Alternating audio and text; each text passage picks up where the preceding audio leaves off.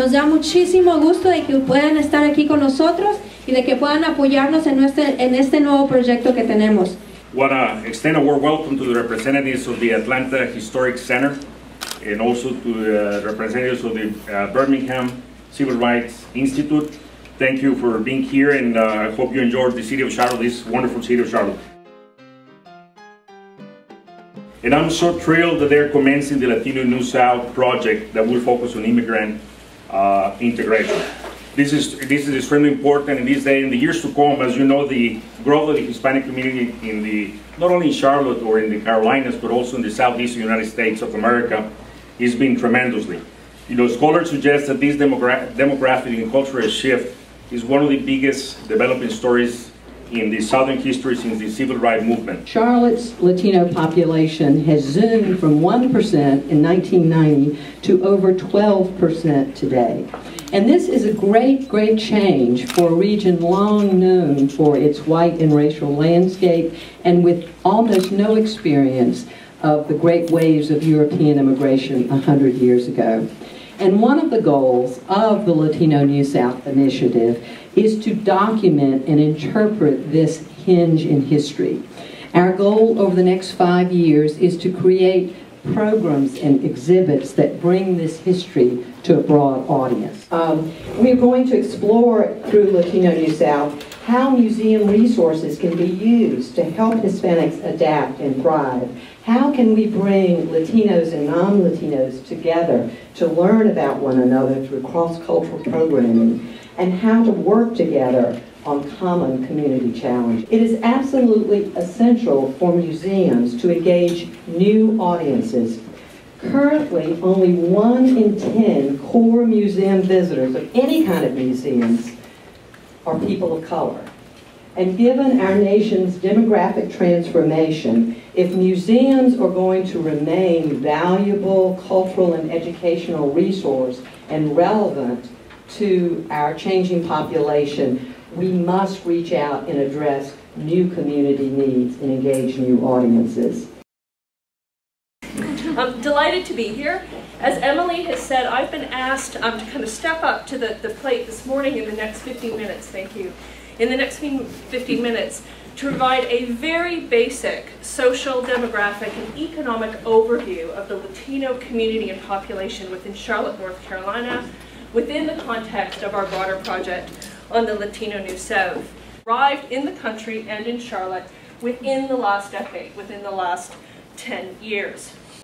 De mi propia experiencia puedo decir que los latinos que viven en Charlotte, así como yo, somos personas que hemos emigrado de nuestros países a buscar un sueño, a buscar una mejor oportunidad, a suministrarle a nuestros hijos una mejor vida. Y encontramos gente desde que están trabajando en la construcción, encontramos también profesionales, encontramos gente que está trabajando en el área del marketing, encontramos gente que está trabajando en el área de legal. I think the Latino community here in Charlotte has, built the city, has been an integral part of building the city to where it is now. We've seen the tremendous growth. We heard here there was such a booming in banking services and other financial institutions, and the city needed to build for that. And now we have such a great infrastructure in Uptown. It's one of the most beautiful uptowns that I have visited in the United States, and I think that it's in large part due to the contributions of Latino immigrants. When I think about who Latinos are in Charlotte, one of the things that sticks out the most to me is that they tend to be very young, and you have a lot of people who are families with kids.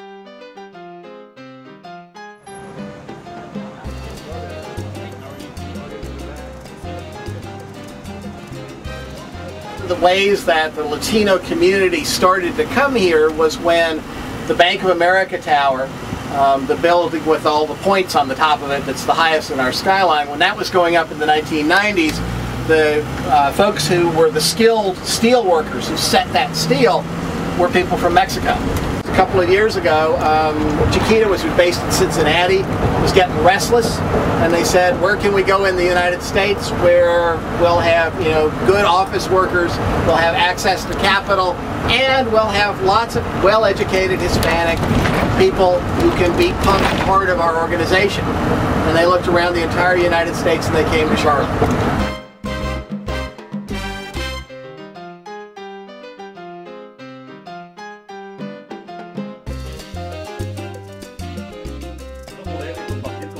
Pero más importante, quiere ayudar y quiere trabajar en lo que es la integración de la comunidad latina con el resto de la comunidad.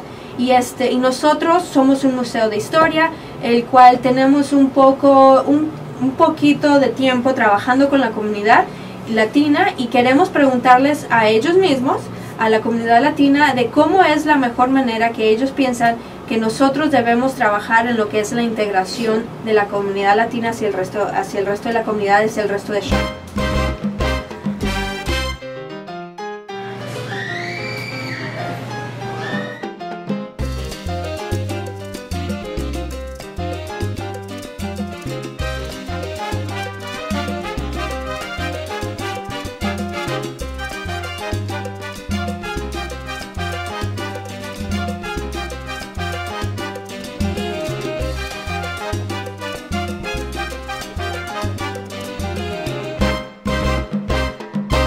We've seen now the Hispanic community on a grassroots endeavor has started to serve the broader community.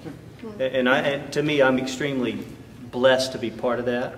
And I would have to be honest, I mean, when I start, okay, here this American guy is going to reach out to this community, and what's happened is they have taken it on and it's grown way past myself. And so now we have incredible volunteers that are serving the broader community and aggressively looking for other ways to serve. And we really did this fabulous job of making the city welcoming to people like me. But then when we think about who built those skyscrapers, who's mowing those lawns, who's building those schools and paving those roads, the vast majority of the new workforce we brought into this community was an immigrant workforce. And we did nothing to welcome that community. And so we talked about the 1,700% growth of the Latino community in the past 20 years. And the question is begged, what have we done to honor, to acknowledge, to value the contributions of this community? And questions we often ask ourselves here at the Latin American Coalition is, what is our role in immigrant integration? What is our job? What is our job as immigrants and allies, as native-born Latin Americans and immigrant Latinos? These different people that make up this organization, what is our job and how are we going to push forward in this community? In Seattle, we don't welcome immigrants.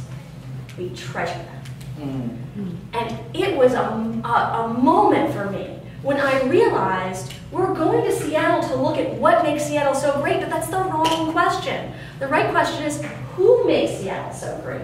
It's the people, it's the human capital. It's the people that we don't welcome, it's the people we treasure, that we value, that we say, we believe that immigrant integration, this idea is, it's about saying, welcome, we're so glad you're here, let me show you around. But at the end of the day, we think that this model is the best way to push forward in the New South. It's a way of honoring the fact that our immigrant community here is new. It's not generations old, and the barriers persist for folks who are trying to navigate the community.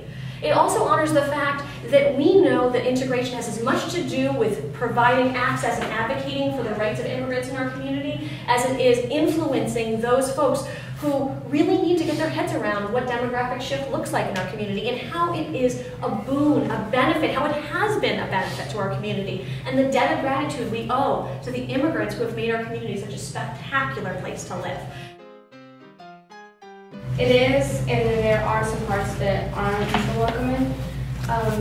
It is because it's very helpful. Like if you go to certain places, you can get a lot of help from people, depending who you know and who you talk to. Kind of with like the history of the Latinos and coming to the South, incorporate the stories of the real people in the community. Kind of like, I guess like this is really cool because we're getting to tell you our stories, and in that, tell the community stories. People struggle when they get here and how long they've been here and what exactly what is one of the main struggles that people go through, which is the language and getting around and being able to in school. I know in my case, my parents they're there, but they don't really know what's going on at school. So basically, I have to take everything that goes on in school. I have to say, explain to them, and that's one thing that at schools they don't really help the Hispanic community with that because students are on their own.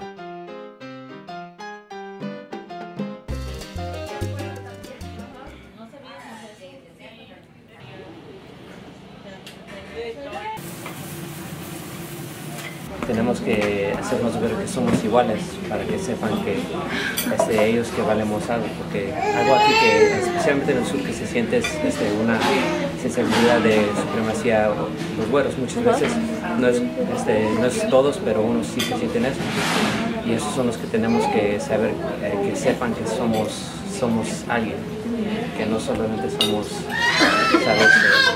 Juan Pérez, típico mexicano. Yo creo que gente hispana que viene aquí, se sienta aquí y echa raíces aquí, es muy difícil para que haga eso.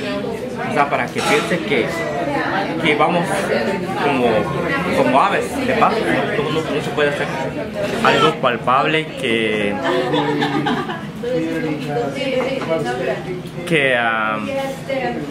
ilustre nuestra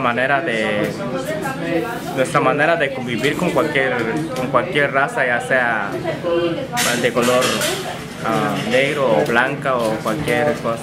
O sea, nosotros somos unas personas que nos gusta convivir, nos gusta dialogar también cuando entendemos que nos están hablando las personas de aquí, norteamericanos.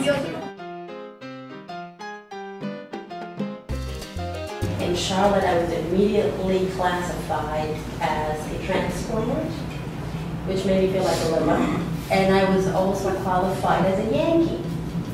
And I took very high offense to that. By the end of my first year in Charlotte,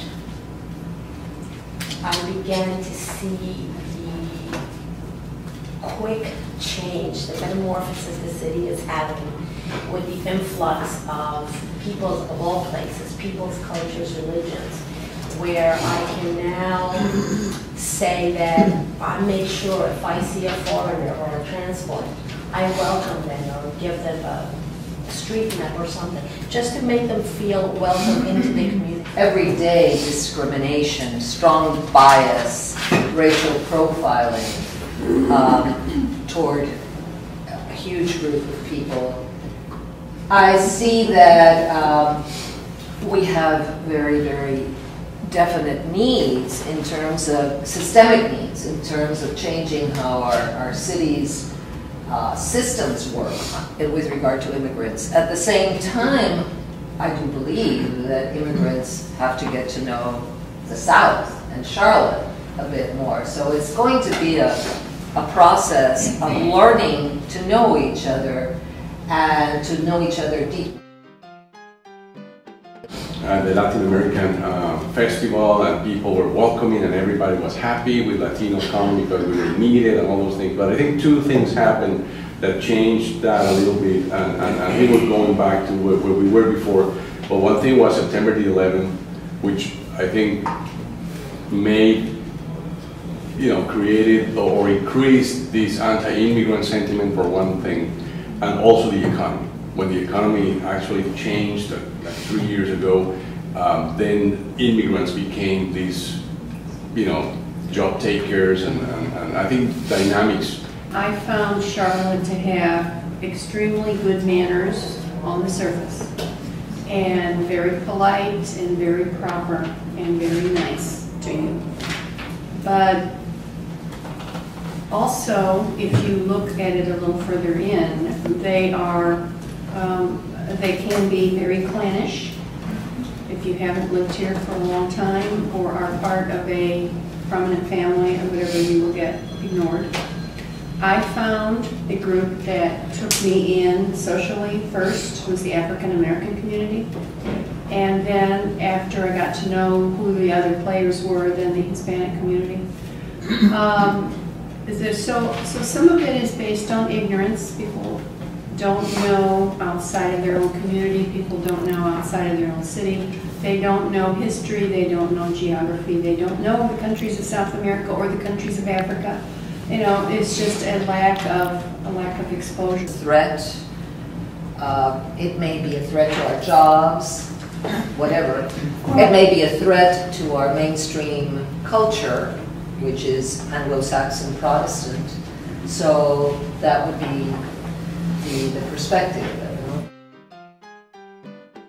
But museums can do a great job just showing the children exactly what is Peru, what is Argentina, more than just let's just study for this test about Argentina. I mean, more than that, more than that. Of this project is you can really tell the Latino story, and you can tell the stories of how they were so involved in Charlotte for so long, in construction and in food and in so many different flavors in Charlotte, and how that story is different than other newcomers that are coming from different cultures that are also beginning to have a presence here. And so then you kind of remove that minority title, and it's really just educating the public on what makes this group different.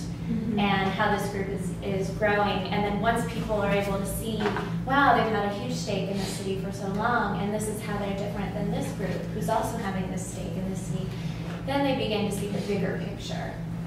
Be a program that goes out into the community, into the schools, into places where the label of museum disappears, and it's just a matter of something to enrich the community. That way, I think that you could bring more segments of the community into the museum. And in this case, I don't say just Latinos. At a certain level, people is nervous of coming to a museum not knowing what all that is. We don't realize the impact that we have in terms of workforce development, in terms of economic development, and by taking the story out in the community, let's say that the museum comes to the Latin American Chamber, we have a forum where people can hear at a different level, not just in terms of the culture, because we definitely are part of the texture, but in terms of the impact of growth of Charlotte, of the Charlotte region, not just Mecklenburg. The exhibit focused on the different, to me the stories are the different areas of our lives where we put our attention. We put our attention on where we come from, our roots, on our families, on for some people, on our religion, how we work, our art, what we create, our science, etc. And I think that looking at the stories in that way, as part of a whole, is a way to attract more people. By where they're coming from. And the majority are coming from Mexico, as in Charlotte area. In the US, it's a little bit more higher, the percentage. We do have, in general, the Puerto Ricans, Cubans, Salvadorians, and the different. It is important to mention also that they are concentrated in different cities.